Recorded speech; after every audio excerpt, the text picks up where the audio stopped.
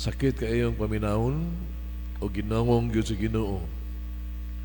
Di lang kay karon kun dili tigsimbahan magyud mo sa atong aging adlaw ang mga Pariseo, ang mga matutudlo sa balaod, mga tao.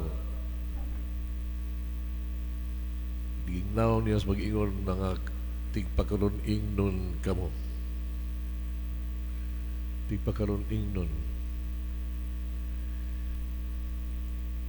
Di lang kay giingnan niya tungod kay ang inyong ah, kinabuhi mini. Wa mo magbuhat sa inyong gisulti, inyong giwali. Pung pa niya, dini pagani ginan niya muramog mga gitawag tugog mga pantyon. Hindutan ang gawas pero naatan ang kahugaw sa ilawom. Panginoon, imagine ka words coming from the Lord. Unya kini iyag yung gitumong ngadto sa mga Fariseo o mga magtutudlo sa balaod. Magigsoon timan ini ha, madungog na nimo ang pulong sa Dios. Kini siya ayag yung hunaa. It is meant for others. Ikaw ang nakadungog, ako ang nakadungog ini. It is directed to me. Muna nga tinuod masakit kung natuag yun ni siya nga dawaton nga kita gitumo sa giniini. Itiman ibaya, if we are humble enough, kita biyasan, tigpakaroon ingnon man ba? If we are humble enough, kahalaing mga pulungan gamito, no? Tingaling tawag ta mga may ka-plastic ta, no? Murag ka nang tawag tog mayos tubangan, unya sa layo di ay, magkapadublikara ta, no? O ba dili dubli gani, suba, daghang pag itsura, depende sa okasyon, no? Kita usahay o dili gani kanunay pila ka panahon nga kita murag what a word of honor musulti ta di natin tumanon mangindyan ta mabudhi ta manumpa ta mamakak ta these are the same thing. Akong research sa Google lang meaning sa tigpakaroon ingnon hypocrisy.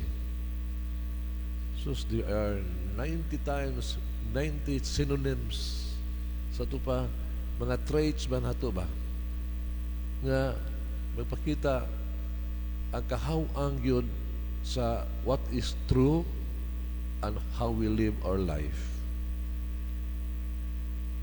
Labi pa sa kabubuton sa Dios, no? Ang distance ba nga sa ito ang kinabuhi na we are true to our word, may nagpuyo tag kinabuhi gyud, gitawag na to honest and sincere. Manigsuon ang mga Fariseo, ilang reaksyon mao, di reason out. Yung ilang rason nagkanragas lang, no? Every time nga diin mo igo na ang Ginoo nila, mga ito nagreson nganong di ang ituhuan. Kinsa na siya anak lang nagpanday, who is he? Siya nagsulti ni anak. Kinsa na siya, alalay niya mga makasala, palahubog na siya, ulit na siya, traidor na siya. You don't face the issue. You reason out o mo confront ka, mo rationalize ka kita anak. Muna gibuhat. Because makita na to ang ilahang motive mo nga ang ilahang image girl by all means is a matter of how they look. Di sila makadawat sa the dirt inside in their heart. Kita mga igsoon giawha kita nga to be humble enough and sincere. No? Have to open our hearts. Wa mo ni choice, tinuod man ni siya. Unang importante kaya ni ang gitawag to exercises, spiritual exercises sa mga santos ba? Mga santos, sila, they always consider themselves the greatest sinners in the world. Murag ko ang kayo, no? Kaya mga tao ng kalibutan ng makasa, ino na mo kumpisal kay makasa, ino mo sala, kumpisal mga wak makoy sa. Pero niya ay mga tao buhutang ang santos, they always say, I am the greatest sinner in the world. Angkon sa sala. We have to makasa ta. Kitang tanan. And the first thing that we do is to be humble enough and accept it yun. At ubangon yun nato. Dawaton. Kini ito dawaton, di man ta maayo. Kini ng spiritual exercise which the church is recommending to us ba? Kanabitan gitawag na ito spiritual exercise of especially before going to bed or any time na mabuhat ang imong examination of conscience na before you go to bed ito hibaw mo mata-bata kuman ining atong pagkatug pero somehow ba you look into yourself manamin ka and see where you have fallen in sinfulness and you and yourself lang yun wanna be honest with yourself. I am this, I did this, I did that. Kaya lang that is a spiritual exercise na iauhag ka na to na before we go to bed we examine our conscience and before we sleep we ask forgiveness. Basig di niya ito mamatay. Dili niya ito mamatahin noon. Usa ka na siya. Ikaduhang spiritual exercise na gamit sa mga santos which can help us really to help us yung nato ato abang mga sala ba mga nato matabangan ta sa to change our hearts is wa gyud substitute kanang word of God. Atong Domingo si St. Paul ni ingon siya the word of God ang pung sa Ginoo has the spirit and the power to give life. Ang word of God na agi na siya. The more faith you put into it, no, the more sensitive you are to the word of God kung ikaw gives yun maminaw supong sa Ginoo. Diha. Doon na power of the Spirit that gives life. It is the word that gives life. Life. Ang pung sa Dios. Yanaan na ito na, available na ito na. And the Lord speaks to you through that. Una nga kita giawhat anang gitawag to anang spiritual exercise, meditation. Di na para sa mga pare, sa mga madre, sa tanaan na ano. Na anang Biblia, na anang Word of God nimo, na anang readings of the day, kanang readings of the day good powerful juga ina siya.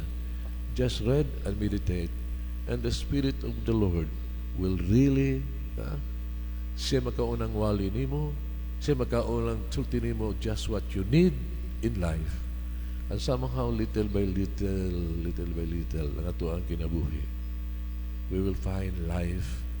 Ma-purify ang atong mga motivations, ang atong kasing-kasing, we'll see, magkita na ito ba, ang ato ang kasing-kasing, nga ang atong motivations ba, makaduol-duol na sa atong actions.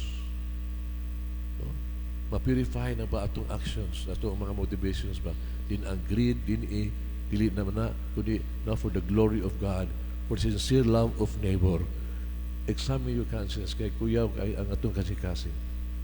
Timan ibaya, whatever you do, God sees more than what you are doing. He sees the heart.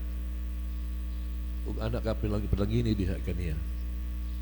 He loves a heart that is contrite, nang kamot nga mausab, yet makasa. That's why He gives the word to you generously, jugayo, if you call on Him. He loves us as the sinner. He seeks for you. And He's just there. His word is there just for you. ihatag ning po sa Ginoo nato just for you and nobody else. Basta matingali nga kita kahimutan sa Ginoo kay makasabi kita kayo. Amen.